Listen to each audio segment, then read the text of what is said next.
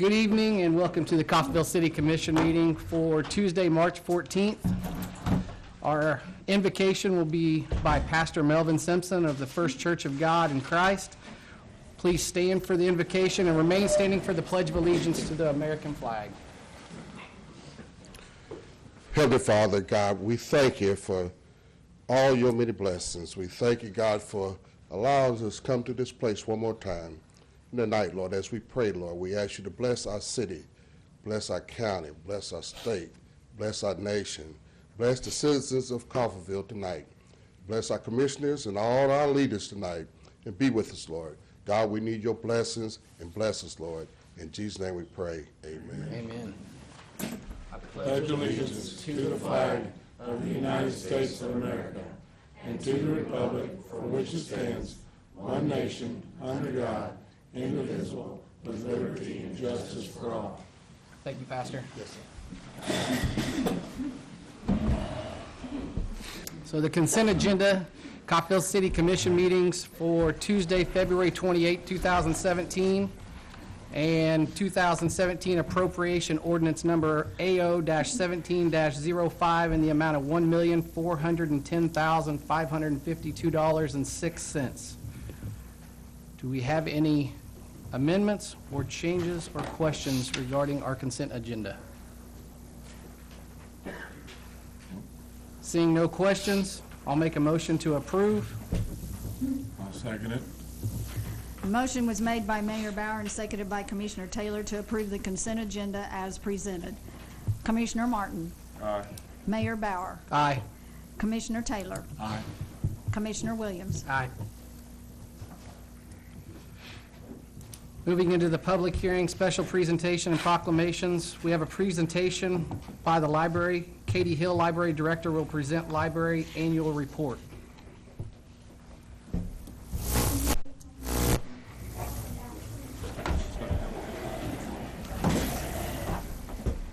Okay, I do have a short video, but it's very short, I promise. And it'll be fun. Fun and exciting.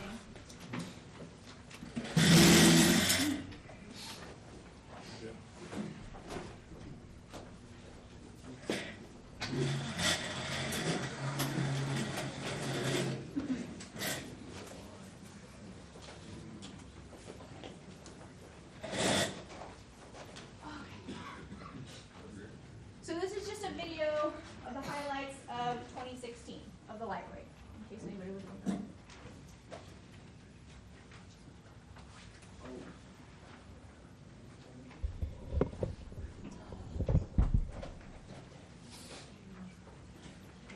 No, it's not.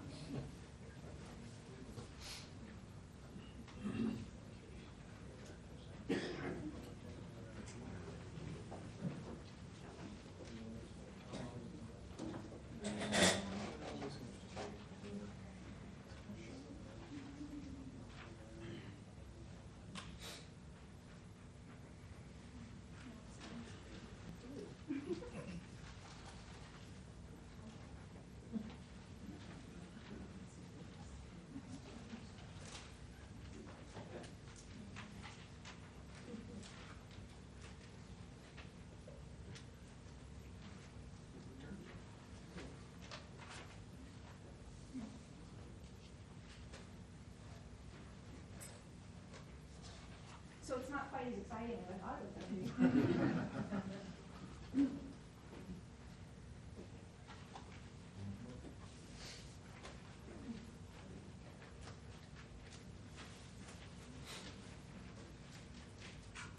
Oh, there we go.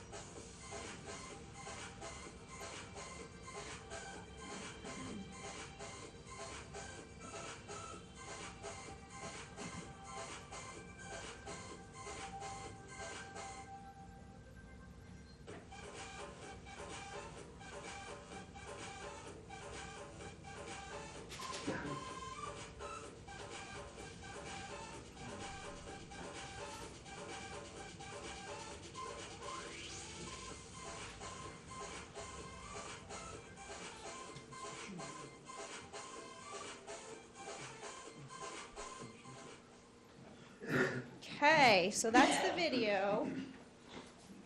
It's back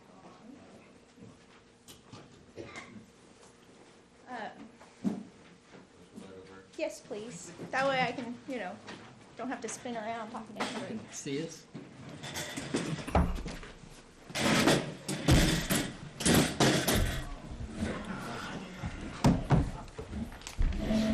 Okay, so as you could see from the video, we had a very exciting year, lots going on, and that was just the highlights of it. In front of you is the actual paper report that was prepared. The very first page on the inside, Chris, can we turn that off? is it blinding you? Sorry. A little bit.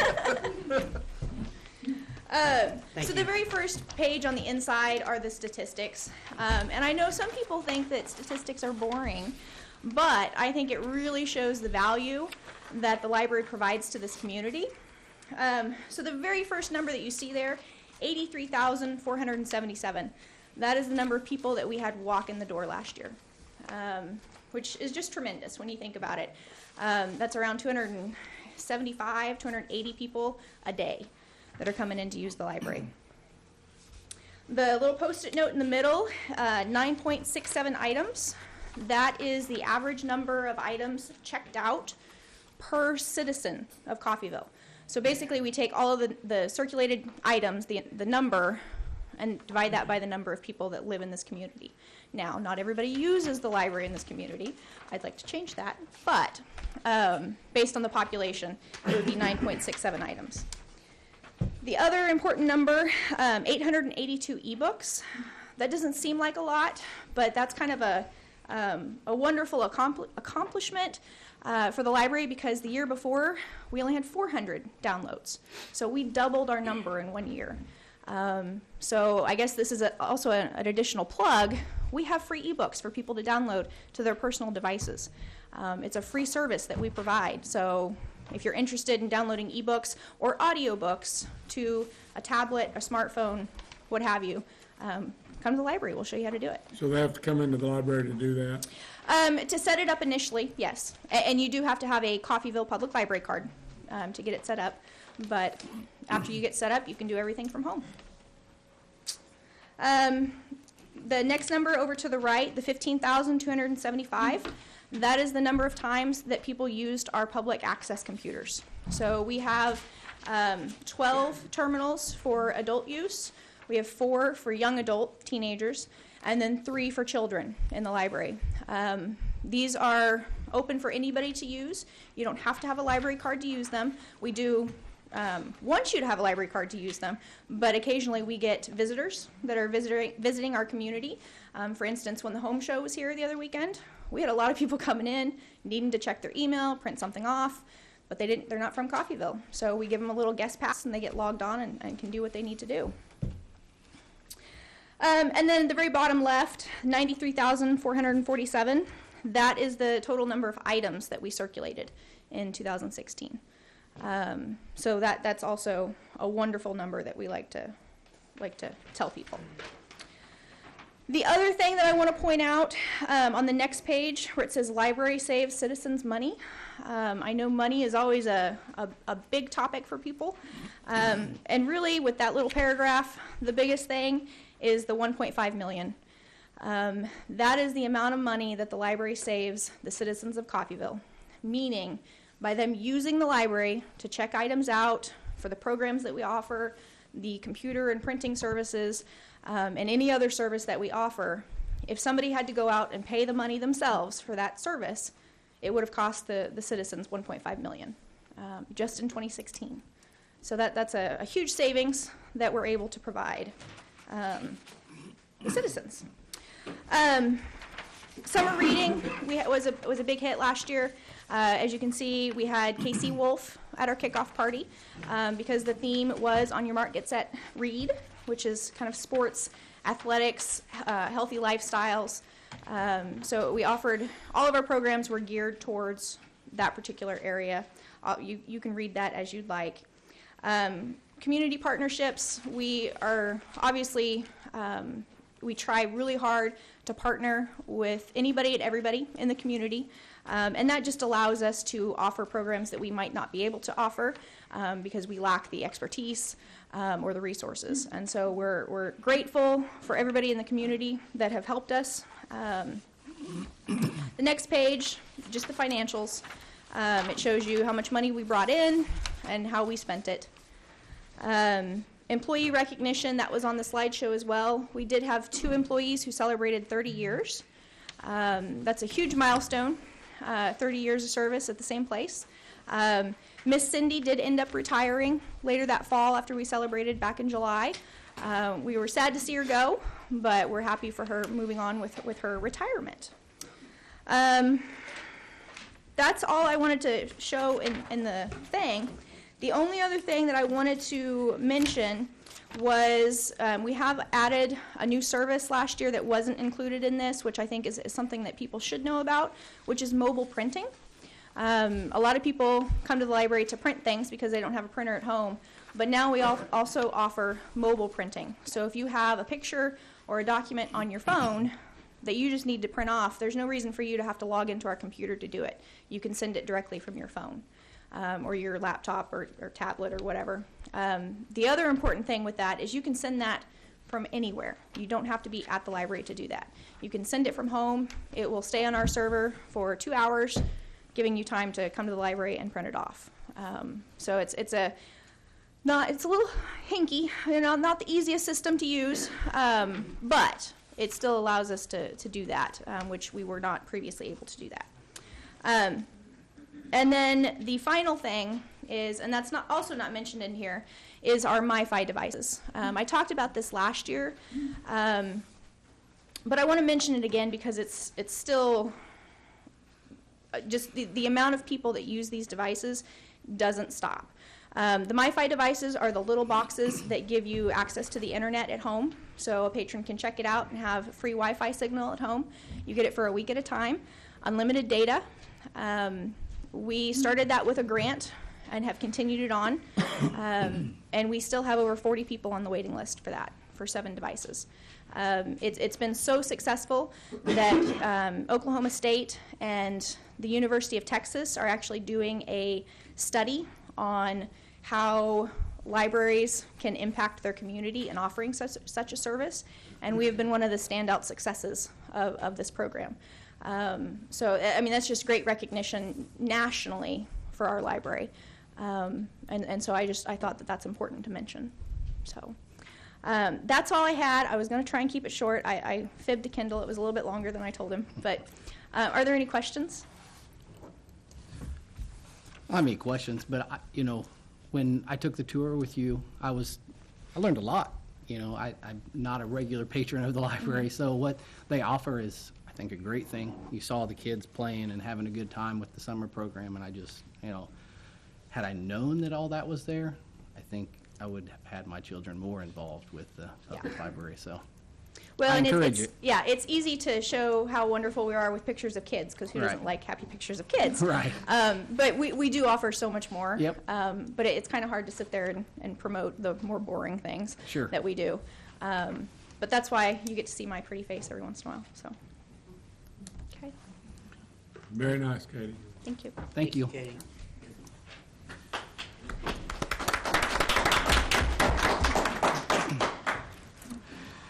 Next item on the agenda is the city band. David Forker and Brian Nagel will make a presentation.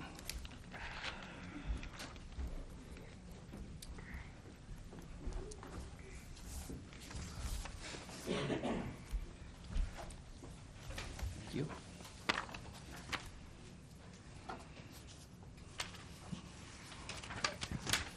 Thank you.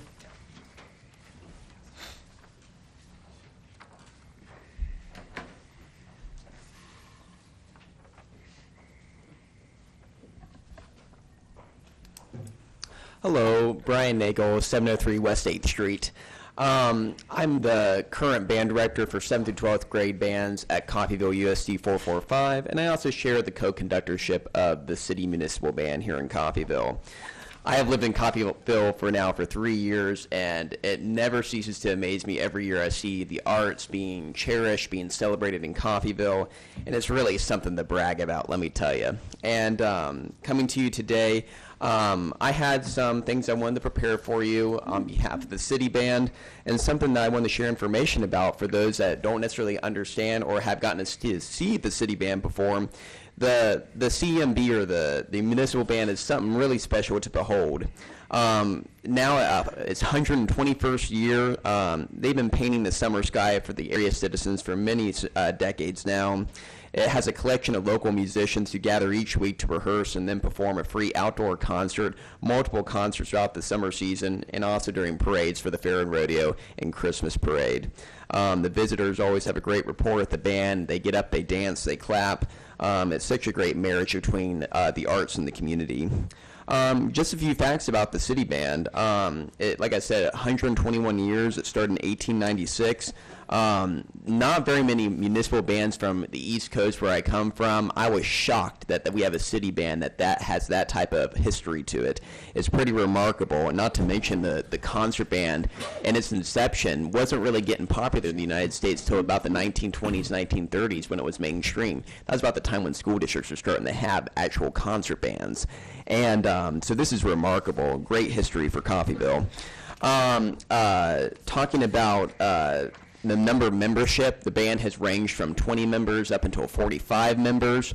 We usually go in between there from season to season. 20 to 40 in how long? Say that again? 20 to 40 in how long a period? Since record has been kept from the 80s up until now, so it's been consistent in that area. It depends on the season, really. Members are generally amateurs who enjoy the camaraderie of like-minded individuals and a love of music performance. Some of our members could be considered music professionals, such as music teachers like myself, and also studio musicians, or those performing in local orchestra or brass ensembles. The CMB attracts a variety of community members, including school administrators, teachers, healthcare professionals, and emergency service personnel. The CMB welcomes student musicians, whom we hope will cultivate a lifelong interest in playing their instruments, returning to Coffeyville to become adult members of the CMB, as we have right now. Some of my most favorite members of the bands are the ones I've played for many years with the band. It's really something special to behold. The CMB attracts musicians from all areas of Montgomery County. Multiple members of our band from year to year include areas from Independence, from Caney, and other local towns. There's a huge amount of benefits to the community with the City Band. They provide a weekly, free, family-friendly activity that is easily accessible to the Coffeyville citizens during the summertime. They provide entertainment at local events such as the VFW Memorial Day celebration. It always brings a tear to my eye during that time how we can have that marriage with the local community on that event. It's such a beautiful ceremony, and the CMB is so happy to play at it. We also have our ice cream social with the Regional Medical Center. We have the Brown Mansion Ice Cream Social and Fair and Rodeo Parade, and also the Christmas Parade. We have scheduled a few of our concerts to be played on the Plaza every season during the summertime. I love the Plaza. It's such a great place to be, and it's such a wonderful home currently for the City Band. The concerts on the Plaza provide mutual benefits to both the band and downtown Coffeyville. Individuals who stop to listen are often leaving area restaurants like the Tavern and other local joints, and they choose to remain to dine downtown after the concert. The concerts on the Plaza have attracted the attention of many individuals who were only passing through downtown. We have one individual family I remember last season that came through. They were going to the Tavern, and they were getting ready to leave. They were actually for Nobot, I remember, and they decided to just stay for the evening and listen for the City Band. And once again, people that didn't know that we even had a City Band. What a great opportunity that was. It was Jules Cambreau that said, "Music is the art of thinking with sounds." Research supports that music is good for the mind. Studies have confirmed the correlation between music therapy and Alzheimer's treatment, and supports earlier evidence towards prevention. Something really beautiful there. From a family that has a history of this, music is so important. It's so great for your health. Kind of a college-bound seniors national report showed, according to their SAT program test takers, they said students taking courses in music performance and music appreciation scored higher in the SAT than students with no arts participation. Music performance students scored 53 points higher on their verbal and 39 points higher on their math. Music appreciation students scored 61 points higher on their verbal and 42 points higher on their math. Pretty remarkable results there. More science has now proven that music involvement in the community and on the mind and the body is a beautiful thing. It's a beautiful marriage. Music students in Coffeyville have the opportunity to maintain skills, play with practice adults who provide one-on-one instruction, and also receive a support from our local school district music programs. I constantly involve my own students into the city band because it's a great opportunity to harness and progress their skills that they learn in the classroom. It has been said that it takes a village. Students involved in the CMB are learning to give back as a citizen and are developing a sense of community, responsibility, and respect with guidance within their band family. I can't stress that enough. Having students be involved and taking pride in their community is pretty remarkable. Quick note of personal pleasure real quick there. I'm so thankful for the Coffeyville live video that's on YouTube right now. I've kind of been bragging it to my students lately, showing the emergency services building being built right now with the live feed. I showed all my classes the current live video there, many of whom were surprised they had that live video, and they were blown away that the city was doing that. So hats off to the government for providing that video. They're so excited. We show a daily update into which truck is being put in dirt today. Are they laying the foundation yet? They're all excited. So it's so great to see that pride in such young students. So talking about the inventory right now of the band, sometimes people don't realize we actually do have an inventory. We have a trailer that we use to transport instruments. We have actual instruments owned by the city band. We have Barry saxophones, bass clarinets, bass drums, tubas, snare drums, percussion equipment, lots of equipment we own. We also own sound equipment, microphones, amps, speakers, extension cords, stands, lots of stands. And we have lots of things with music. We have a music library, an extensive library. It's aged, but we have music as well. We also have our regular budget for the season that we try to adjust as funds are available. At the bare minimum, we have we have expenses, we have compensation for our fellow musicians, and we also have different board members that we also have, as well as hauling attendance, all those things that add up to our budget for the year. I wanted to point attention to the second page for our 2017 year. Something that here is when it comes to our official requests from what we're speaking for today. In previous years, the funding for the city band has altered between $4,000 and $6,000 for the seasonal budget. We were offered for only a couple years the $6,000 budget on the contingency that it was temporary. We're back down to $4,000 for our budget for the season. Something that's important to note here is that we're kind of skimping through right now on the bare minimum for our budget. It's difficult to maintain instrument repair. It's difficult to maintain trailer repair. A lot of these expenses sometimes come out of the pocket of our members, and sometimes we're not able to afford it at all, so they have to go broken and unfixed. Instrument repair is not what it used to be. Instrument repair is very expensive. From the simplest thing as a bent tuba slide or a bent saxophone spring can cost up to $40 for a single repair at local musician stores. We also have many members of the commission, I'm sure, are familiar with trailers. Trailer repair can be extensive, whether it's the woodwork rotting or tires that need to be replaced or more mechanism that needs to be replaced overall. It's so important that we maintain these things so we have safe and secure transportation of our instruments. I always like bringing in figures from other towns and stuff that have thriving musical arts programs. The Independence Municipal Band is similar to Coffeyville's. They experience the same troubles and with economics and stuff that we do. They do receive significant funding of $9,000 budget per year to allow for these things with their members' compensation as well. It's kind of a healthy band with a budget that appropriates enough to cover the expenses of instrument repair, the things that I listed. With the proposed budget for next year, we want to allow it to not only replace our aging music library, we want to allow to get new pieces of music. Back in the 1960s, you could get a new piece of music for $5 for a score, and then $10 for a whole set of music.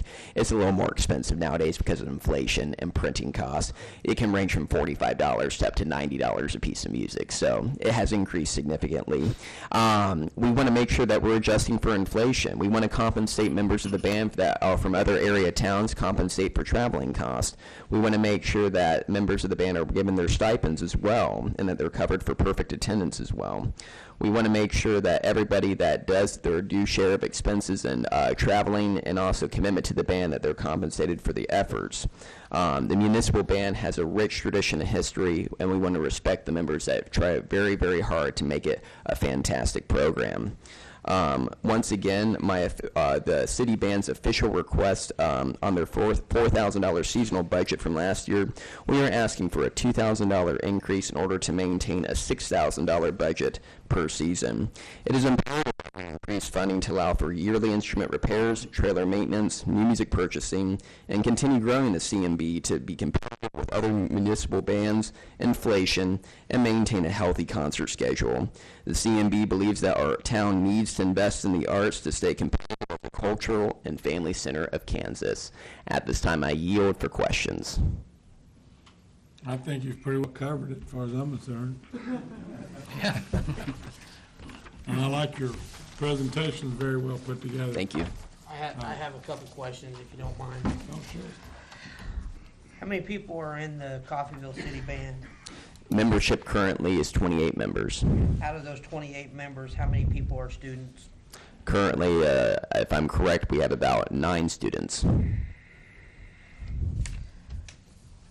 What locations do you travel to that you use a trailer? We use the trailer to travel to the cemetery, to the local parks. We also use it to transport to and back from the high school to the downtown area for multiple trips for to and back for a lot of these areas around Coffeyville. Depending on the performance venue for our seasonal schedule, usually it's multiple trips. We do have a smaller trailer. Sometimes it takes for bigger instruments like timpani, bigger bass drums and other things, and stands as well. We do make multiple trips back and forth to maintain that. I will note that the trailer that have kind of deteriorated quickly, or the inside woodwork there has rotted, so some of those wood planks need to be replaced. Yearly maintenance on the trailer include replacing of tires. I know because our new band trailer, thank you for those that have contributed on the city commission board there, we're a new trailer, we already need a tire repaired and replaced. So trailer maintenance is pricey, and it does continue. For the traveling, once again, it is to and back from the high school and through multiple parks and area locations in the city of Coffeyville. And do the parades. Every time you go out, you have to use one, don't you? Yeah, for the parades and everything. It is nice that for the parades we do have transportation of the trailer. We don't have to pull the trailer behind us in the parade. I know some city bands actually have a truck in the back of their parade block that have a truck pulling their trailer behind them, so that way it's kind of go with them.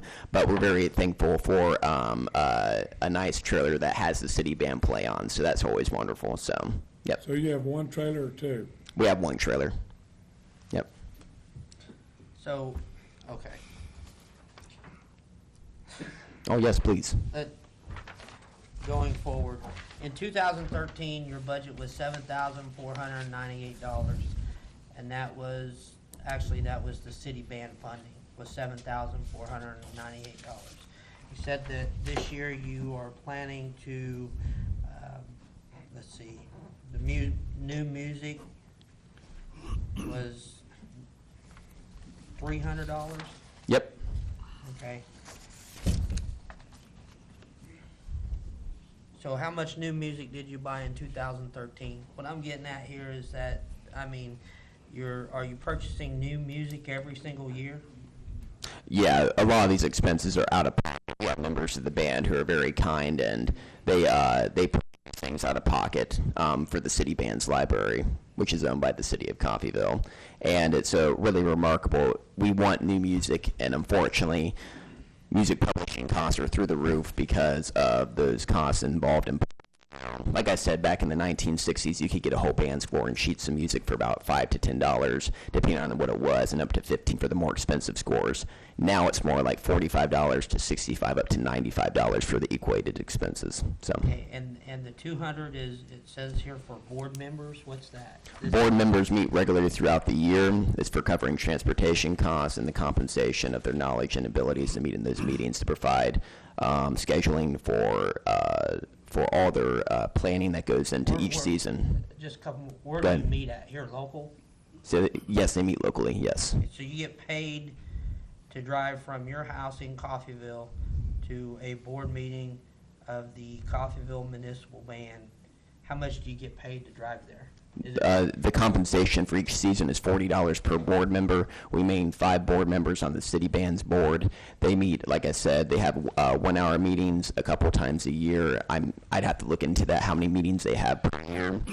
They meet so that way they can plan for the adjusted season, discuss budgeting, and discuss transportation needs, and also what needs to be repaired before the season. They coordinate those efforts, and it's a compensation for their time in that coordination. and there's a 200 expense for a librarian?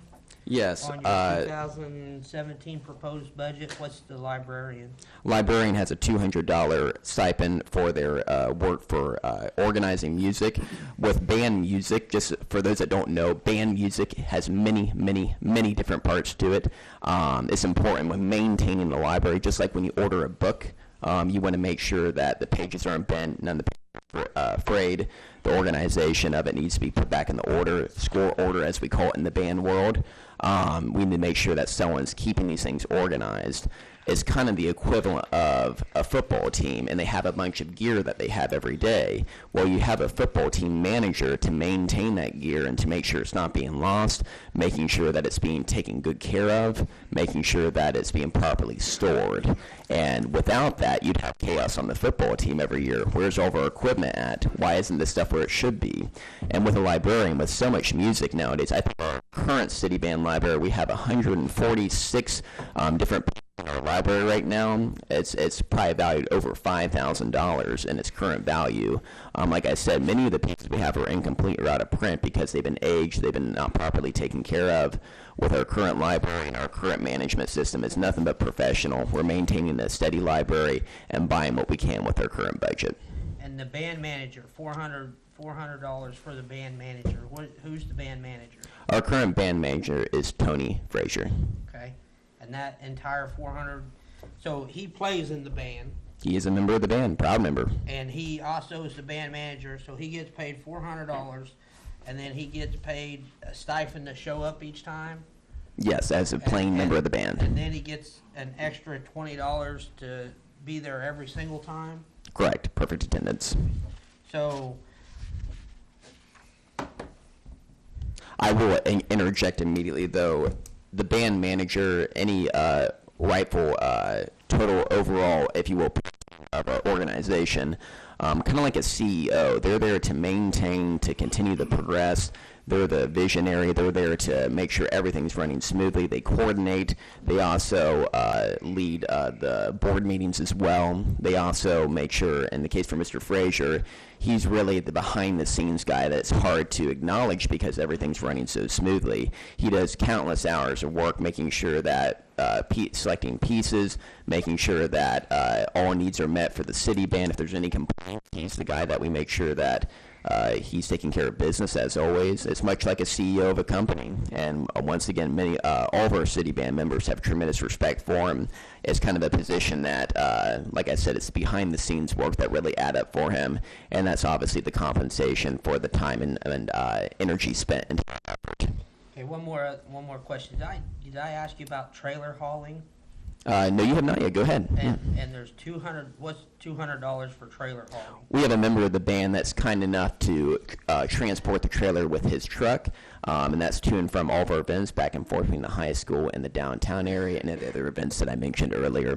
Mr. Roski, we're very thankful to have him as a member of the city band, and we're very grateful for all the things he does for transportation and that coordination with his vehicle.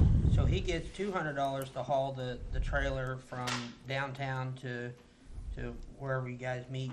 Plus, does he also get the travel expense, part of the travel expense stipend too? I'd have to look into that. If it was the case, then really it's a matter of the compensation for not only the gas, but also the wear and tear on his truck, also the compensation for loading and unloading. He assists with those things sort of as a proctor, if you will, for that loading crew. How many times do you guys perform a year? We host between 10 to 11 concerts, as much as our stipend budget can approve for the members of our band for that year. So we wish we could have more concerts, but our budget is limited. So 10 times at $600 a time, that's $6,000. It's about $600 per time. Yeah, and the expenses for every concert, it compensates everybody with their stipend. It also compensates for librarian, band manager. All those things add up per concert to make it a successful concert. Well, you know, you're done. Oh, I'm done. I don't, Stephanie's not here. Oh, she is? She's back there. Okay.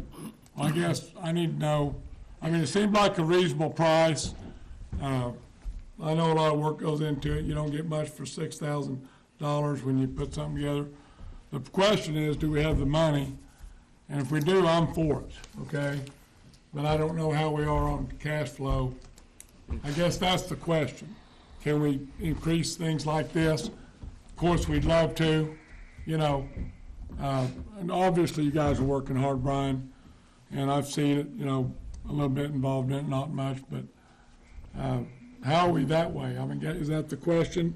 I think that's a fair I got question. one more question. Are you guys capped at the total amount of members that you can have? Oh no, I've seen city bands that have prospered in their community from mutual support from the government and also advertisement. I think one of the golden gems you have here is kind of a coal waiting to become a diamond here.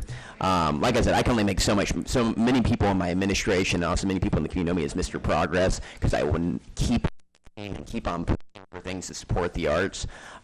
There's a lot of potential here, and you can do advertisement of the city band through like the electric bill. You can put out flyers, whatever cost-effective way to do that. It's really remarkable when there's that marriage between the city government and the band as well, and you just get kids excited, get the older community members excited and involved, and all of a sudden you see this change in culture in a town, and all of a sudden you see not only membership increase, but you also see attendance increase as well. And I have to use Independence as an example. There's this culture there of arts and culture of support there, and not to say that our city band's not supported. It is. It's just to make that growth and that progress kind of needs to come from both angles there, from the government and the community.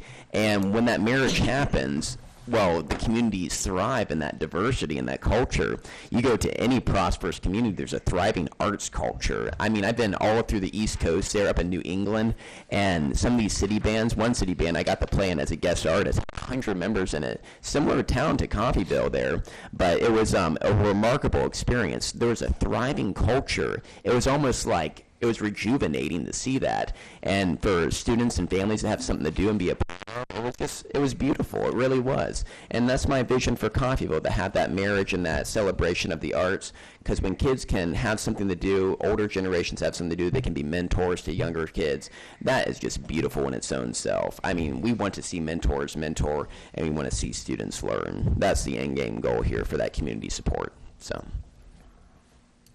Okay, so I think we need to discuss Right. if this is something feasible, if we have it in the budget that we can do. Well, if it was we- budgeted for 2017 for 4,000. Right. So I guess I would leave you with that. Why I have some empathize with them as far as budget struggles or whatever. That is, in our budget discussions last year, that's what was agreed upon. And Yes. and that's why it's set to where it is today. You can make that decision to Well, do we increase have the fund. Do we have the cash flow from a numbers Fine. point to do Yeah, we another- have maybe- we have $2,000 laying around. Yeah, I'd like to see us go up to $500 a show instead of 400 to start with, at least at a minimum. But whatever you guys want to do, I mean, I think, Yeah. I think it's a great deal, I guess I Once- would just caution you that, we'll soon be coming to budget time again. Next Right. month, we'll start talking about that again. And that's the time that you make the decision for the expenditures for the next year. Right, well, that's And- true too. And to bend at every Right. presentation and to add on to what you've budgeted the year before, it really isn't the procedure or the kind of the path that we want to follow. Right. Well, that's true. I mean, I agree with that too. Right. Again, But you made your presentation, at least for next year, I guess, is probably what you're hearing and I'm hearing. Let's see, anyone else got anything to say? no. I mean, we really appreciate the bands. And like I said, I've seen it, the members. It sounds like a good investment, and I'd like to see us do something in the future. We are kind of tight, as you know, Brian, you might know, with everything that's going on. Oh, yeah. And, I mean, if someone would make a motion, I'd second it to take it up, but if no one wants to, I respect that, and we'll move on. I mean, I'd like to see us take it to 5,000 myself, but we can do that at budget time. Yes. Now, and- that's coming up when? Next month. We'll Next start month. we'll start our first So here we discussions are. next month. And I'd like to add as well, you do not need that. You can table this today. This is just a day to give you information to digest, have discussion and executive session or whatever have you guys. I think at this point, I just wanted to speak from a person that is very, very passionate about the subject. In a time when the National Endowment for the Arts is being disbanded at the national level, we're now the only industrialized nation in the world now that does not have a federal arts program at this rate. And I think it's so important that we don't go down a slippery slope of it's okay, the arts are a marginable topic to behold. And I think at one point or another, we have to kind of take a look back and what are the benefits to the arts in the community. And that support is so important. The arts are something that you can't replicate it. It's humanities. It's something that I kind of live my life by. Every fiber of my being tells me to support the arts. For someone, maybe they don't hold that fiber, it's hard to convince them that. But I just encourage you to just walk in my shoes, walk in any musician's shoes, and have a different scope and vision of what does that vision look like? What type of town does it look like where the arts are celebrated and beholded? What are the benefits to that, as I listed today? And it's not so much as you don't have to be that person, but just to have the empathy, the sympathy, all those wonderful benefits of just being enveloped and involved in the arts.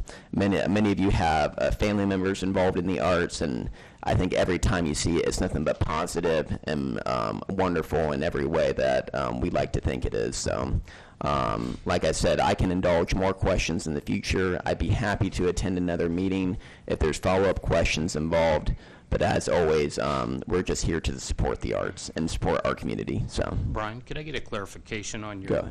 your band member stipends? yes, go ahead. 355 points, so that's a point for every activity per band member? Is that? Not quite. To clarify the budget mean- there, I need to fix this mic. Does it not bend up? Oh, it doesn't bend there. Okay. There we go. Okay, there we go. For the band member stipends there, it's 1 point for each rehearsal attended and 1 point for each concert attended. Okay, and so that you have accumulates. Oh, 10 go ahead. Yep, go You ahead. have 10 concerts and about how many practices? Rehearsals? We have, for the beginning of the season, we have 2 rehearsals before the first concert, and then we do 1 rehearsal, then 1 concert. We have rehearsals Thursday nights from 7 to 9 p.m., and then that Friday we have another concert at 7 About p.m. 10 rehearsals, 10 events. 13 rehearsals, 11 concerts scheduled for the 2017 season. Because that that calculates out to about twice of what you have here for a budget. If all 28 members were to attend everything. Sure.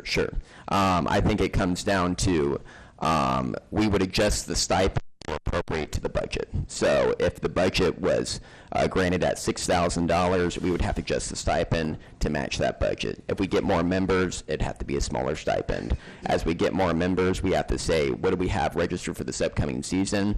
If we have 20 members, we'll adjust the stipend to appropriate so it covers everybody for that in an equal level there. If we have more members, we'll have to adjust that stipend once again. So once again, the stipend will have to be adjustable depending on membership if the budget cannot change. So. Okay? Well, Brian, you've covered it real well, and we'll take this under advisement, Yep. and hopefully we can get you some more money next year. Well, I thank you for your time today, and as always, we appreciate the commission and government for all that they do for Coffeyville. Thank you, Brian. Thank you. Thank you. Okay, our next item on the agenda is the proclamation to the Boys and Girls Club Week of the Year. The mayor will read and present the proclamation. Accepting the proclamation on behalf of the Boys and Girls Club is Mr. Griffin Walker, Executive Director of the club, and Miss Juliana Stevenson is the Youth of the Year. Juliana's parents are here. The presentation also. I'll come to the podium. I'll read the proclamation. So whereas the Boys Club of Coffeyville was formed over 61 years ago in 1955, and in 1990 was transformed into the Boys and Girls Club of Coffeyville in order to serve all the youth of our community, and whereas the local club has grown and been so successful in offering programs to enhance the physical, mental, emotional, and scholastic growth of the club members, thereby creating an environment where their health, social skills, academic performance, and self-esteem has been significantly improved. And whereas the Boys and Girls Club of Coffeyville has documented evidence that the youth participating in the various programs of the club have demonstrated a greater understanding of the importance of the avoidance of substance abuse, premarital sex activity, and compliance with the laws of the land, thereby becoming more confident in their ability to become moral and effective citizens of the community and the nation, serving as a role model for our youth of the community. Now, therefore, I, Paul Bauer, Mayor of the City of Coffeyville, Kansas, do hereby proclaim the week of March 27th through the 31st as Coffeyville, or Boys and Girls Club of Coffeyville Week, and do hereby urge all legal guardians of Coffeyville's children to consider the positive benefits of allowing the children and youth of their care to participate in the programs offered by the Boys and Girls Club of Southeast Kansas, thereby contributing to their enrichment and growth towards adulthood and productive, law-abiding citizens with well-grounded understanding of what it means to be part of a caring community. Congratulations. Congratulations. Thanks, sir. Thank you.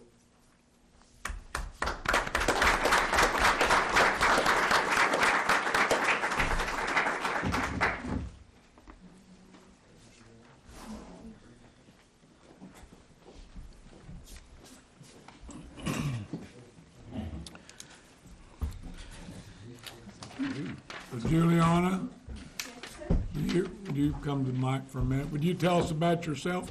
Do you go to school here? Just Yes. give us about a minute. Well, I'm Juliana Stevenson. I go to Field Kinley High School. I'm currently a junior. And I gotta say that Boys and Girls Club was really a home to me.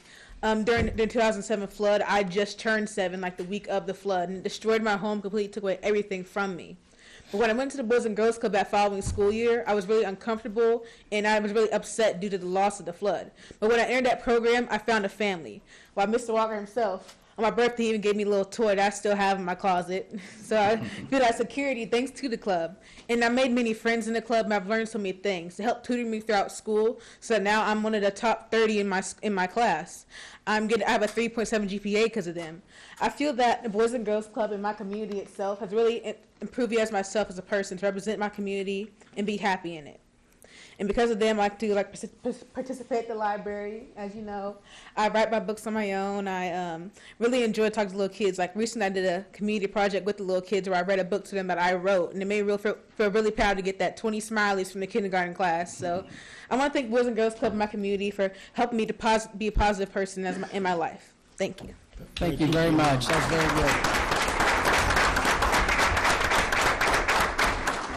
She won't brag, but she's had over 10,000 views on her books on that. Oh, wow. Yeah, so. That's Pretty amazing. good speaker, too, I'll say. Very good. Moving on to new business, resolution number R-17-17, a resolution to approve the exchange of federal funds for state funds in the Kansas Department of Transportation Federal Fund Exchange Program. Public Works Director Chuck Shively will make comments. Mayor and Commissioners, since 2011, the Kansas Department of Transportation has had a program called the Federal Fund Exchange Program, which allocates a portion of the state's federal aid directly to cities and counties each year based on their population. But since the new program uses federal funds, all projects paid with those funds have to meet all the federal requirements like Davis-Bacon wage rates, mandatory Buy American requirements, federal labor standards, federal right-of-way acquisition requirements, and environmental review requirements, all of which add significantly to the cost of the project. Also, the use of the federal funds is restricted to projects eligible as federal aid projects, so only specific approved projects would be eligible. But through the Federal Fund Exchange Program, KDOT will exchange those federal funds at 90 cents on the dollar for state funds, which do not have the federal strings attached. Then the city can spend the state funds on almost any transportation project we choose, and KDOT will use the federal funds on one of their large federal projects that already have the federal strings attached. Our federal funds this year are $118,529.11. If we exchange them for state funds, it will be $106,676.20, which is more than the $100,000 that we had budgeted as revenue from the federal fund exchange in this year's transportation capital improvement budget. So I recommend that you approve the resolution authorizing the mayor and city clerk to execute the request to exchange federal funds and any other documents necessary to receive reimbursement under the agreement. I'd be happy to answer any questions. Questions from the commission? I'd like to know what Kendall thinks about it. What I think about it? Yeah. I mean, I think it's an absolute must to do. It's a no-brainer, really. We eliminate all those federal red tape, quite honestly, which is in the long run going to save us money. The Davis-Bacon wage requirements alone can raise a project 25%, especially in our part of the country where maybe our typical median wages for a laborer, for example, could be $12 an hour, but the federal standards require that they be $17 an hour. Okay. So we're forced to pay at that rate. And it's just a lot of the other federal guidelines that make it tough to follow and make it real workable for Like us. federal environmental review requirements are pretty cumbersome. Okay, Take well, a we lot don't of get a time. chance to talk too much, so yes. Thank you. Yep. Any other questions? I move to approve resolution number R-17-17. I'll second it. Motion was made by Commissioner Williams and seconded by Commissioner Taylor to approve resolution number R-17-17 for adoption. Commissioner Martin. Aye. Commissioner Williams. Aye. Mayor Bauer. Aye. Commissioner Taylor. Thank you. Thank you. Resolution number R-17-18, a resolution to execute agreements for the city's health insurance effective April 1st, 2017 through March 31st, 2018. Public Works Director Chuck Shively will make comments. Hey Chuck, you're gonna comment on every whoops. one of these things tonight, so get on up here. Sorry about that. That will be Don Onslager. Okay. Yeah, I didn't go back and, Mayor, Commissioners. The City of Coffeyville Health Insurance Plan is a self-funded plan which provides for more potential cost savings, plan control, and plan design flexibility.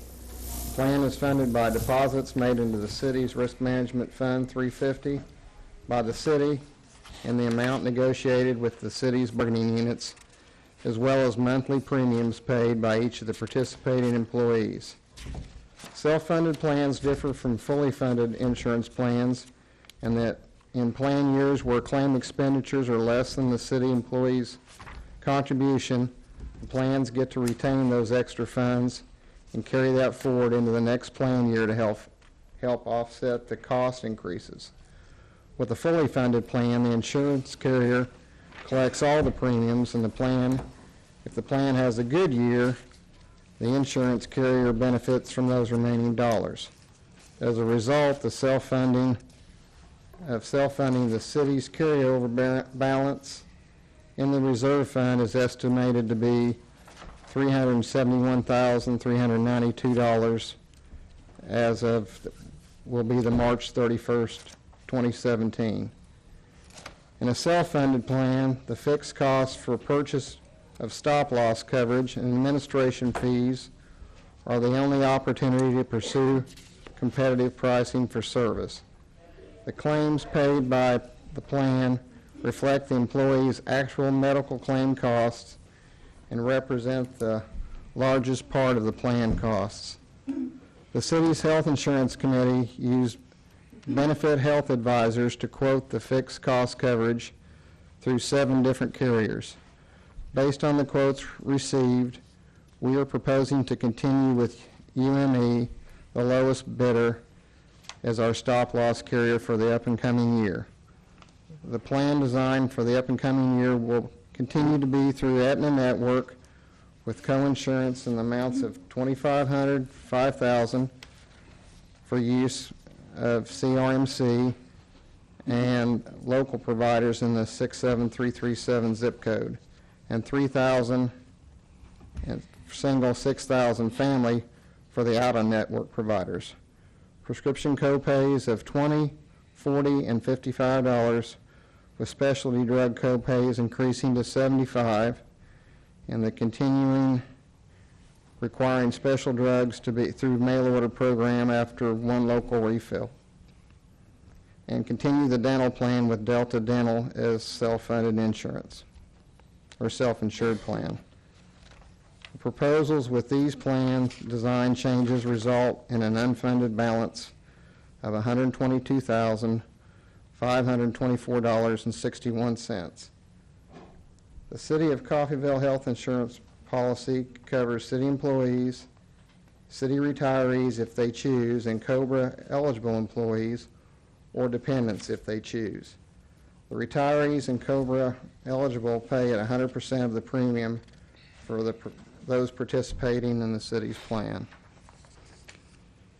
In the 2015, the Commission agreed to share a portion of the unfunded balance in the insurance program, increasing the city's share from the negotiated $9,000 per budget employee to $9,165 per budget employee. The city's agreement with the 4 unions for 2017 kept the city's share at the same $9,165 per budget employee. As a result of the unfunded balance and the likelihood the plan will use our remaining reserve balance if claims come in as projected, the Health Insurance Committee has recommended an increase in employee premiums as follows. $10 a month increase for single, $20 a month increase per month for families. As you can see, the resolution is to execute the stop-loss insurance, aggregate stop-loss insurance, dental insurance, basic life, accidental death, and dismemberment, insurance, and third-party administration services for the city's fiscal year 2018 partially self-funded insurance coverage. The insurance committee asks that you approve this resolution. Questions from Do the you have any commission? questions? What is the unfunded balance after the increases? 524.61, is that it? It's actually a projected unfunded balance. So there's nobody here from the union, so I'm gonna assume that they're okay with it. The, As far as I know. so the 92,000 unfunded balance, where's that? That's our liability.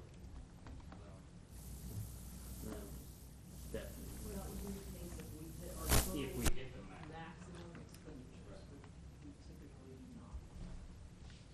Did you hear that? I didn't hear anything. Stephanie, would you mind coming That's- up? That My- if my we question- hit our maximum usage, then that would become our liability, but we don't typically hit that. You know, I was gonna ask Have we ever hit it?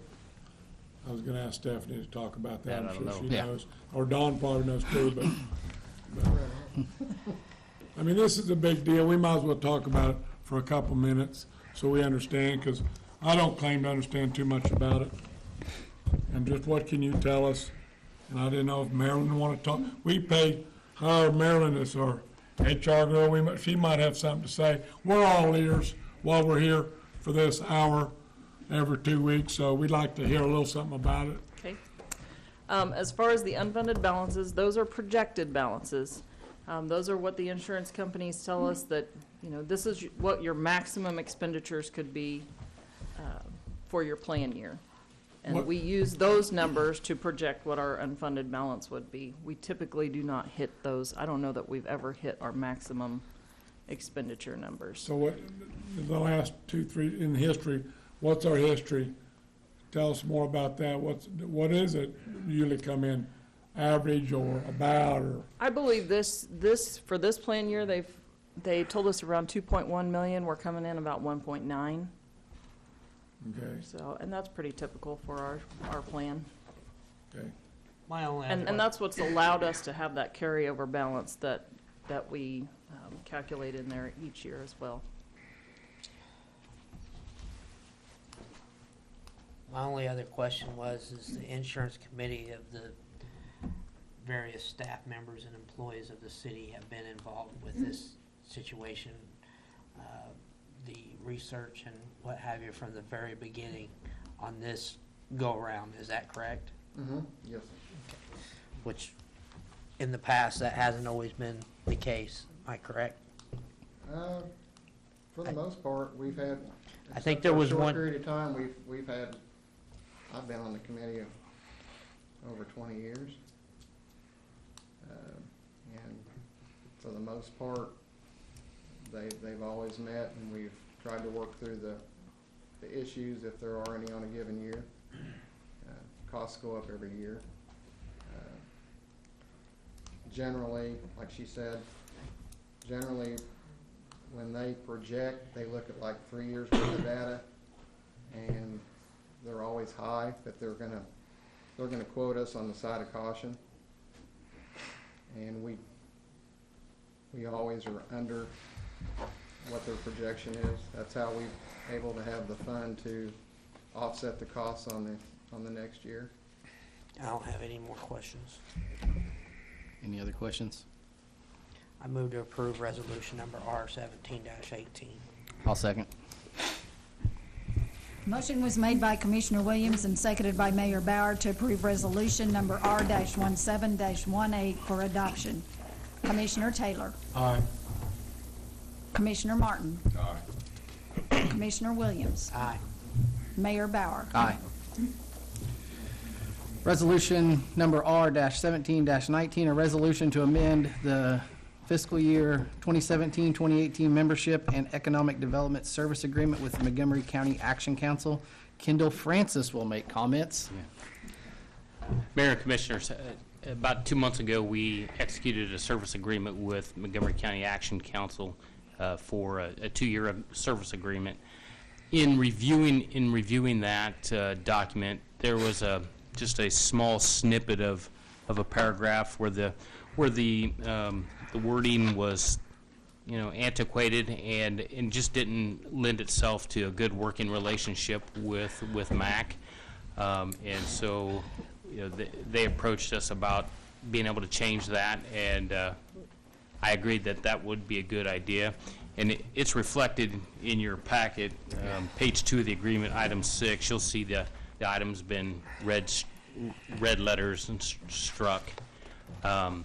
This changes nothing about the content of the agreement, nothing about the financial obligations or any way that it's structured. It's just it makes it just a better working document. Also, it's a little bit contradictory as the mayor sets as a board of director, and as it's written, there would not be an ability to share some of that information with him as the mayor because he sits on the board of directors of that group, or that position sits on that. So it's just a clarification, just makes this a much neater document. Was Mac involved? Like, Yes. Mac good with it? Yeah, I spoke with Tom Simpson, their interim director, and I made the recommended change, sent it to them, and they were fine with it. Okay, good. Any questions? Nope. I'll make a motion to approve. Second. Motion was made by Mayor Bauer and seconded by Commissioner Taylor to approve resolution number R-17-19 for adoption. Commissioner Williams. Aye. Commissioner Taylor. Aye. Mayor Bauer. Aye. Commissioner Martin. Aye. Resolution number R-17-20, a resolution to submit a City Connection Link Improvement Program project, or CCLIP, to the Kansas Department of Transportation. City Engineer Thomas Osborne will make comments. Good evening, Mayor Commissioners. CCLIP is the KDOT's new program. They took the CLINK, which is the resurfacing of the highways, and the geometric improvements, and they've reworked them to add a third category. And this is actually, this project that we're requesting to submit is actually in that third category. It's approximately a 600-foot section around Luark intersection. It's in pretty bad shape. It was in the CLINK that we had for the 2016 CLINK that we were awarded, that we combined in the 2017 CLINK. We're actually recommending to take this 600-foot section of highway out of that because those funds are roughly 50-50 and 25-75, and so essentially we're paying to replace the entire intersection fully city funded using the CLINK program because it really wasn't meant for pavement replacement, which is what this project is. This is one of the reasons that KDOT went and revamped their CLINK and geometric improvement program because a lot of cities and places were at that point that's past the surface repair that it was involved in CLINK, and it's time for total replacement. This project falls in that. Worked up some numbers are in your packet. The pavement restoration is up to $1 million, KDOT funded, 90-10 grant. That is the other thing that has changed. The CLINK is now, actually all three of them are now 90-10 funding. That has changed as well for the new. So that's better, right? Yes. It's getting improved for us. Based off of just quick numbers and then the estimate that I did for this project submittal, instead of spending approximately $700,000 of pretty much city funds, we're going to spend around $150. Okay. Well, it sounds like a lot. You said it's a little confusing, but it's pretty simple. We need to do it. Yep. So, be happy to answer any questions. I don't have any questions. I move to approve 17-20 resolution. I'll second. Motion was made by Commissioner Williams and seconded by Commissioner Taylor to approve resolution number R-17-20 for adoption. Commissioner Taylor. Aye. Mayor Bauer. Aye. Commissioner Martin. Aye. Commissioner Williams. Thomas. Thank you, Thomas. I just saw this map here. This is right there by Brahms. Yep. So what do they, in layman terms, they go in and resurface it? That's the clink, and this new program will actually rip out full depth replacement. Okay. That roughly 600 feet of the four Okay. lane, as well as the right turn lane So- into the old Walmart station. That's good. I see why it's so expensive. It'll now. redo all those signaling as well. Okay, when does that start?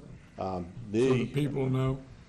This grant application is due this Friday, and then the awards are typically August, and then there'll be a design,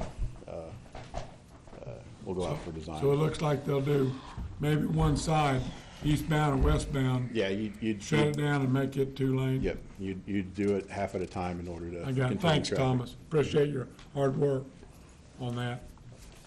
I request 5-minute break. We're going to take a 5-minute break, recess.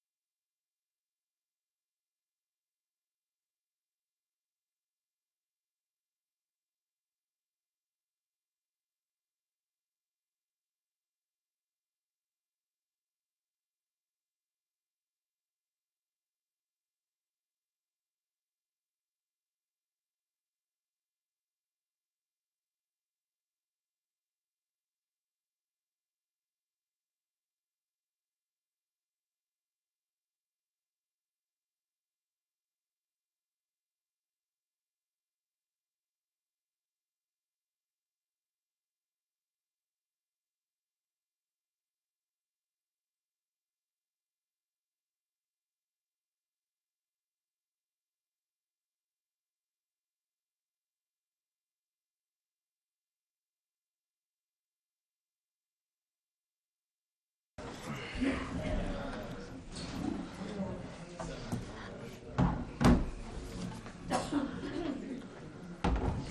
let you get up here, Jim, before I... Thank you, Mayor. We'll call the meeting back to order. Next item on the agenda is the city manager's report. Mayor, Commission, as you can see by the signs in front of you, the hometown showdown continues. We had a narrow victory in round 2, so we're round 3 began today, and we have another stiff competitor in the city of Plainville. They have a nice picture, patriotic. So we're going to need to rally all the support we can get from Coffeyville, surround, and all the alumni spread across the globe. So I encourage you to go to our Facebook page, and Cindy's put a link there that goes directly to our picture, and that's what it takes. You actually have to like the picture on the League of Kansas Municipalities web page, and that's the only way the vote counts. So let's try not to make it as close as this last round was. But so if you can do that and then share it to everybody you know, and if you have more than one Facebook page, use every one of them to like it. So we'll stack the ballot box, I guess, stuff the ballot box. Moving on, tomorrow, Amazon sale, the auction, they open the bids tomorrow at noon, and so we'll hope to have a good result from that. We don't have a lot of details as to the kind of interest that it's garnering. We know we've heard that it's shown some international interest, but I think some of that's really a little bit of speculation, people looking to see what was going on, not true interest.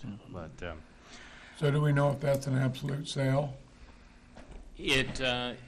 the way it's designed is they are sealed bids, but the highest bidder is not necessarily going to be the winning bidder. If they're within 5% of each other, then they have the opportunity for a live bid off. So but by the end of tomorrow, there will be a clear and decisive owner of the building. Okay, interesting. Yep.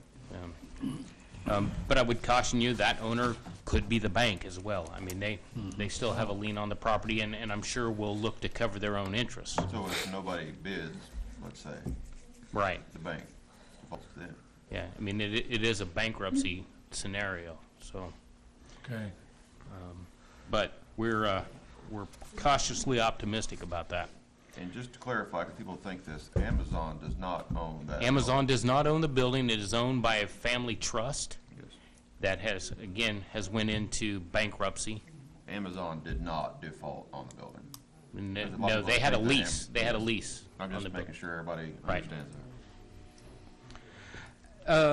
Good point, Justin. Good point. Yep. that. The only one I got today. City Hall bid openings scheduled for March 31st. So we're moving forward on that.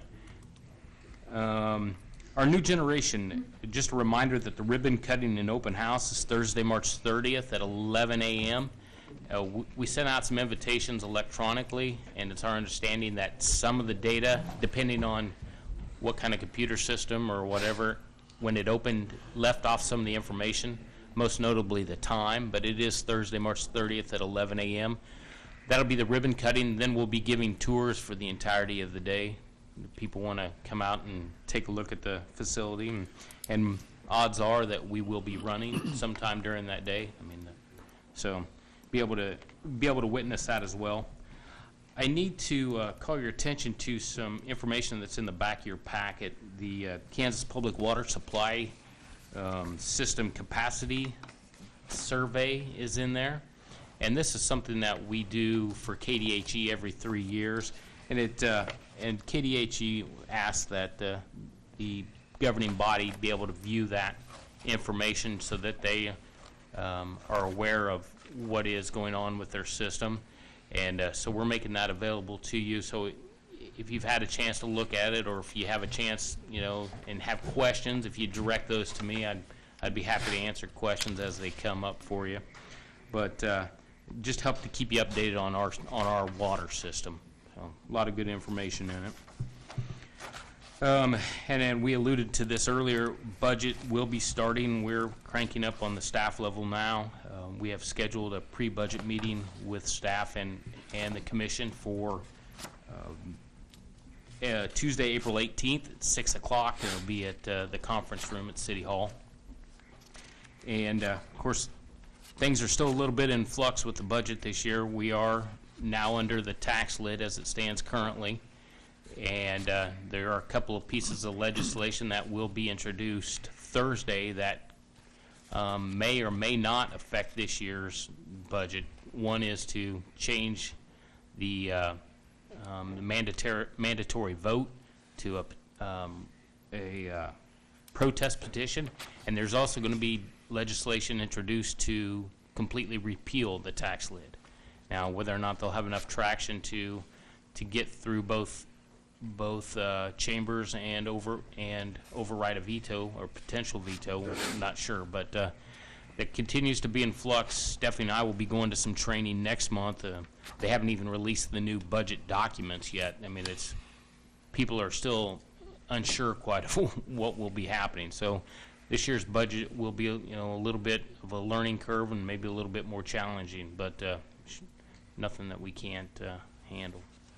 So mark your calendars for that. It'll be important. And as you start to have, I think I put in an email to you that if you start to have some ideas on the focus, some of the things that you want to make certain we're focusing on next year, if you could, the sooner you could get that information to me, that allow us to build some of those ideas into the budget and kind of see where that all shakes out. We continue to move forward with Safe Routes to Schools. I know staff interviewed engineers for that potential project, and I have not heard what the results of those were, but those were held this afternoon. So it's just the next step in that process. Another reminder, March is the sign up for average monthly payment at the customer service for your, if you wanted to pay the same bill every month. Those forms are on our website. You can print them off and fill those out to sign up for that program. And then finally, we do have a couple of job openings, or one full-time at the customer service office. We have a lady who will be retiring, and so we're moving to fill that position. And then we have summer openings beginning with lifeguards and other summer help that applications are available now for that. I'd answer any questions that you might have. Questions? Okay.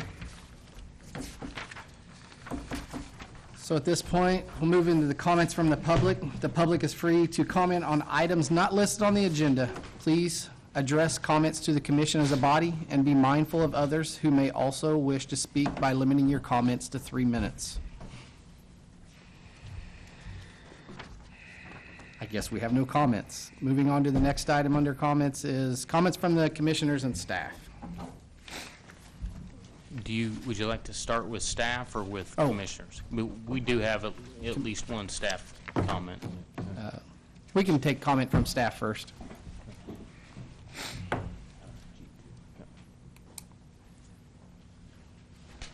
I know you're looking at your agenda and you think we're about out of here, and then I walk up. This should only take an hour or two.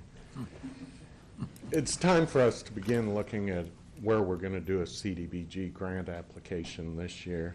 So I kind of wanted to discuss staff's ideas for a project and get your input and hopefully maybe even your consensus for us to pursue.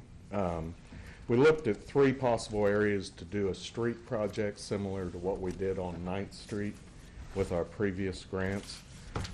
We looked at First Street east of Buckeye, the area south of the stockyards commonly called Fishworm Flats, and 10th Street from Camden Street to Hull Street, which would just be 1 block south of the 9th Street project that we just finished. The maximum grant this year is $500,000 with a minimum 25% city match.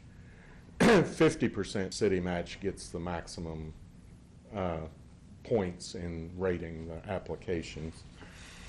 That would give us, we'd be looking at a $625,000 to $750,000 project. The CDBG rules allow for a maximum of $2,000 of CDBG money per beneficiary.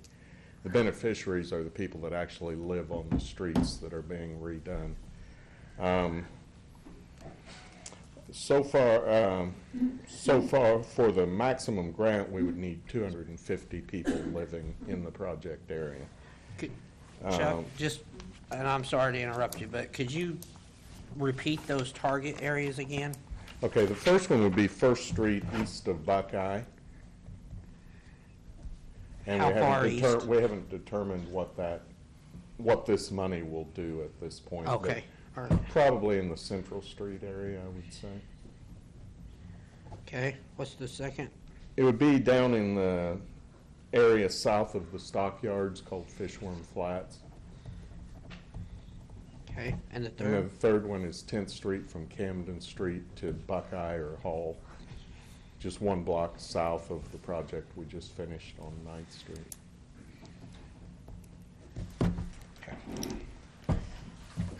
And in addition to the $2,000 maximum per beneficiary, more than 51% of the people living in the project area must be in the low to moderate income category.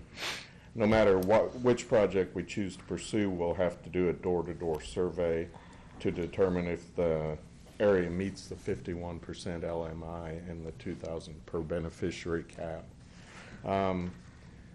In the Fishworm Flats area, in 2008, we overlaid 22 blocks. We would be able to mill and overlay, or whatever the engineers determined was the best approach, to about half of the remaining streets in that area. But I don't think that area, the amount we could do, could meet the 250 beneficiaries living in the area, because that would average 5 to 7 people per house. So that leaves First Street or 10th Street. First Street obviously has more traffic than 10th Street, but 10th Street is in much worse condition than First Street. That's what I was gonna say. 10th Street's visible from the highway and from the college dorms and the gymnasium, so a lot of people from out of town see 10th Street. So doing that project would improve the image of the town to the visitors too. Both of them should easily meet the 250 beneficiaries living in the project area. In my experience, the Department of Commerce staff who will rate the applications really like to build on successful investment of their funds, and they also like to see investment of private funds because of their projects. So the possible 10th Street project, being one block south of the successful 9th Street project, will most likely rate higher with them than the possible First Street project or the Fishworm Flats if we were able to do it. We can capitalize on the success of the private funding that the people living on that street are doing right now, and all of that will help in our application, you know, to get, because it's very competitive to get these grants. So I guess our recommendation would be to go with the 10th Street project, and what I'd like to know is, do we have a consensus that that's the direction? I absolutely concur. Has there been discussion about 12th Street? I think we've looked at some parts of 12th Street in the past. It's pretty wide in areas, so we wouldn't get as far probably, and also there's not a lot of people living along sections of it. So to get 250 people living in an area that we would be able to fund with this grant might not work out. So back to the private investment, how does that work? What if we had some businesses along 12th that would chip in? How would that? I think what I was talking about more was just, they like to see that people that are living on there, for one thing, CDBG is directed mostly at residential areas. Okay. That's why they have the $2,000 per beneficiary and all that. So this program doesn't really fit 12th Street? It doesn't really fit 12th Street. I understand. And the the private investment, I think he was referring to a lot, the homes that Peggy Steele are remodeling, Yeah. and just the other investment that's stirring up there, counts a lot towards the strength of our application. It's really, if you drive down 9th Street, it's amazing how many people put siding on their houses, new roofs, nice. since that street was done. I mean, I don't know that we can take credit, but I think it helped. Yep. I think it helped spur them, and Peggy sure has helped spur them. So where would, you may have said it and I just didn't hear, but on 10th Street, where would we go, Buckeye to the To college? Camden, yeah, they're at the college. They don't really want us to do it and In have the between buildings. beneficiary be the college, Right. but if we start right at the edge, that's what we did on 9th. And then we added that other 3 blocks, if you remember, the city funded. Barring ourselves. 12th Street, I think it's a great idea. Okay. The one caveat to this is the 9th Street one was 2 CDBGs because we had the bonus one for the sidewalks. This one, as it stands, would not include the sidewalks. This is curb and gutter and the asphalt overlay. Unless they would have another special round like they did with that one, we wouldn't be funding sidewalks, at least at this go-around. Right. Now, 10th Street is narrower, so it probably wouldn't cost as much per block. And we could probably still do the driveway entrances, the curb and gutter, the street surface, and all the handicap ramps at the corners. But then the sidewalks, like you said, would most likely have to be a separate project. I sure appreciate you bringing this up, Chuck, and I'm excited about it. Okay. I'm sure well, the town ought to be. And so we'll start working on the application. There's no guarantee we'll be funded, but Right. I think they're due October, November timeframe, and then they usually make the announcement in January. So it's a With the- ways off, but with the we Kansas- need to start working on it With the now. Kansas budget situation, I'm kind of surprised they're doing it. It's federal funds. Oh, it's federal. These Okay. federal funds are given to the Department of Commerce, and then they have to distribute it. So it's the Kansas Department of Commerce doing it, but it's federal funds that the government can't touch. And that might be up in the air for a while, too. We'll see. Thank you, Chuck. Thank you. Yeah, thank you. Gene Ratzlaff will be commenting. Mayor Bauer had asked me to get some information about the Unit 6 and 7 at the power plant and what their status is now that we have the new generation facility operating. So Gene's going to kind of fill you in on that. Okay, as you know, our new reciprocating engines went into the market on January 1st, and they've been generating about 6 days a week. Some days they generate once, and then we have several occasions where they generate 2 and 3 times in a day, sometimes for 1 or 2 hours, sometimes for 4 or 5 hours, or like today, it's 14 hours, and they probably just came offline a few minutes ago. Well, why would they come on, Gene, today for that long? It's just. Don't know. Because Maybe another unit went down. Okay. We actually, whenever they need power, they ask for us to come up, and we have a lot of wind. So when the wind goes down, sometimes we are asked. That may be one of the reasons to come up also. And like tomorrow, we're going to generate for 8 hours. But sometimes we have what we call them. They're called RUC dispatches, which means they're emergencies, and they'll ask for generation immediately. And we normally have the units online in 6-7 minutes. And Unbelievable. Pretty amazing machines, really. But to go to our other assets, we have 2 steam generation units. One's the GE, which is a large one. It's a 38 megawatt unit. It is still part of the GRDA capacity payment and will be through 2022 at a minimum. They could actually have us in the program longer than that, but that's the minimum per contract. So they can give us a 5-year out this November, and that would mean we'd have 5 more full years. Okay. So Which would be profitable, right? yeah, well, right now it's paid for, Right. and when it's not when they're not generating, it is really profitable. So When is the last time it's ran? January it ran 2 days. So they can specifically say we want this one or that one. Yeah, and of course in January all the other 3 units are up full load. And then they brought this one up too, and it ran for 24 hours twice, I believe.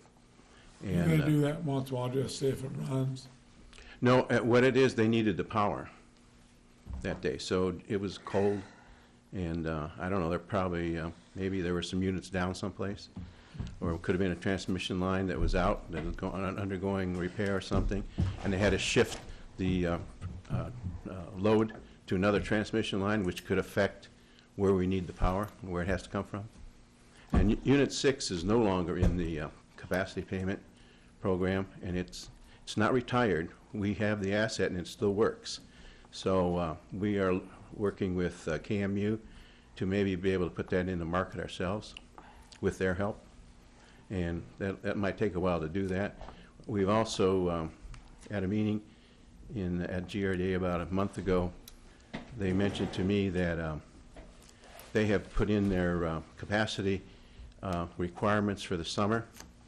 And if we have a normal summer, they'll be okay. If we have a summer like we did, maybe, was it 3 years ago or so, they may be short in capacity, and they might ask us to generate that, use that unit also, which would be profitable for us. So anyway, got any questions? That was what I was curious about, was the Unit 6 more than anything. And Unit 6 is, we're not retiring it. Right. Because it's working. And matter of fact, it was generating quite a bit last summer. Yeah. So it was still a viable unit that was being, in certain conditions, situations, it's still profitable in the market. It's still economical. It's not as economical as Unit 7, and definitely not near as much as the new units we put in. Sure. Okay. So it's all about economics. Yep. Good. Thank you. Thanks, Gene. Questions from the commission? There's been some talk about this building at the police station, the building, what's going on with that, with housing some of the equipment. I've heard some of the guys talk about the building they want to put out back for storing some of the equipment. That's what I was gonna bring up. I'd like to have a future discussion next meeting on the agenda about the, It's a storage building. it's a building behind the building to house the additional fire equipment and the police equipment in the building behind a building. And that would include, in that discussion, we would need square footage and basically a roundabout price to build that based upon the square footage that's needed. You know about this, don't you, Kendall? I mean, there's been discussion. I know that it's on the want list. Right. That's not on the one, we've discussed it. Yeah, you and I have discussed options. Discussed it but- because I brought it up before in a Right. past meeting. And I ran into a city employee, fireman, that was asking about, showing his interest in it. There's talk about it. I think it's something we need to look at. And I'd also like to, also in that discussion, I'd like to discuss potential funding for that. Funding source that would not include any tax revenue. So bring some ideas that would not include any tax, any burden to the citizens. We meet in 2 weeks. Could I get you guys' support to discuss that? No, any money, money's money, but yes, I'm with you. I'm open to support it. My concern is we're going to have an empty building sitting down here. Bring Let's- us some ideas of what to do with that building too. In 2 weeks? Well, to back up Paul on that, I remember when we was having these But discussions we back can- in 15 to build these, some of the concerns that I'd had from voters, which I've been talking to them the last couple of weeks, was we don't want another empty building downtown, and we need to have a plan for that building. And at that time, I had asked Acting City Manager Grimmett at the time that I wanted a good, solid plan for that building. There's not one. And I suspect that if we do this, we'll end up having a storage unit in about 5 or 6 years, when nobody takes care of it, the roof will go to hell and it'll start Well- leaking, and then we'll have a resolution to demolish the building, and that's where we'll be. That's what tends to happen. There is a potential use for it for some city, for one of the city departments. I've been approached by one of the city departments about a possible use for it. Could be, I honestly haven't given a whole lot of thought to it. They just put the idea in my head. I understand the roof's leaking Yes, pretty bad, yes. and it doesn't take but a year or two, like the Mill Supply Building, couple years of that, 3 years, 4 years, whatever, and that baby's gone. So, if we don't have the money to fix the roof, we better sell it. Or give it away. Or whatever. I mean, I think there is some interest in that building. I You know, agree. I mean, it's a nice building. There's gonna be somebody that wants it, okay? So whatever we wanna do, but the discussion's out there. I know that, having your equipment down here and having the facility over there, is a problem when you need to get stuff quick, managing it. Kinda reminds me of having the facility out there with our city staff to collect bills. You got stuff scattered around. Be nice to get it together. So we just wanna look at it, see if there's money for it. Okay. And, I don't know what we're looking at, a building maybe, I don't know how much money. We'd have to check into that, A you know. manufactured steel building, they told us to expect $50 a square foot. That doesn't include the groundwork. That wouldn't have to be an engineered building. We would avoid some of those costs, but the dirt work isn't always cheap and stuff like that. But I mean, from the beginning, our idea was that there would be spot on there for the future to bring that stuff over. And that has always been what the thought would be. How many square foot has there been discussion I honestly, I couldn't venture a guess. 40 by 60 is 2,400 square feet. about? 2,400? I was hearing 40 by 60? bigger than that. I think Well, bigger than that, it'd have to be bigger than 2,400 square but, feet. yeah. From what I've, Could you just bring that information back to us? Yeah. The thing is in 2 weeks, I mean, we're not asking you to do that. I think the fire chief can say, I have X, Y, Z at this place over here. I need X, Y, Z amount of square footage to hold that stuff. The police chief can say, I got this thing over here. It takes this big and this wide and this tall and this many square feet to hold it. And you put those two numbers together and you get a round number. Yeah. And Well, then that's why I'm saying 30 by 60, 30 by 70. It doesn't need to be as deep as it probably does long. But I'd just like to have that discussion. And I'd like to also have the discussion on the potential funding source that doesn't affect any type of Non-tax revenue? Yeah, exactly. Okay. Only question I have. and one more. Go ahead. No, go ahead. No, you're fine. Well, I was thinking about the roof. I'd like to go look at that roof sometime. Maybe a couple of commissioners we don't want to look at with, so we don't have to, make several trips. But I'd like to look at that roof sometime. Okay. And- On the current fire station? Yeah, and see what it's gonna take to fix that. Yeah, I was gonna say, do Because we I've have been a hearing plan? about that for a long time, and I'm a little concerned about it. And I think they've probably had a look at it when they first Yeah. threw out a plan 2 or 3 years ago as to what it was going to take. I'll get with the chief next week or two and have time to look at it. Some of you guys want to join us, maybe we'll get together and look. I'd like to look at that roof. They're open 24 hours a day. You just go over there and say, hey, I want to look at your roof, and they'll let you in. They might even have a truck that you can climb up there with, I had a question, the fire truck grant. Do we know, have we progressed on that? We were told when to expect the chassis and a first payment, which is coming up here shortly. Actually, I think June, I said shortly. But unless it's changed since 10 o'clock this morning, Chief, FEMA didn't give you a miraculous phone call today, did they? I email them once a week. I'm gonna start emailing them twice a week. No. I don't even have a good answer for you. Yeah, One other thing, taking a step back for just a moment.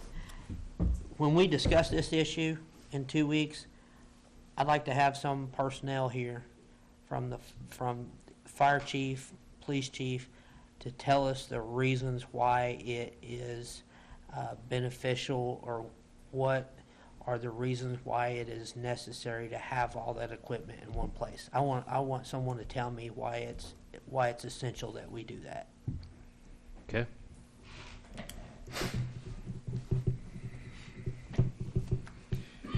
Any other questions from the commission? Okay, seeing no other questions, I make a motion to adjourn. Second. Aye. Aye. I would like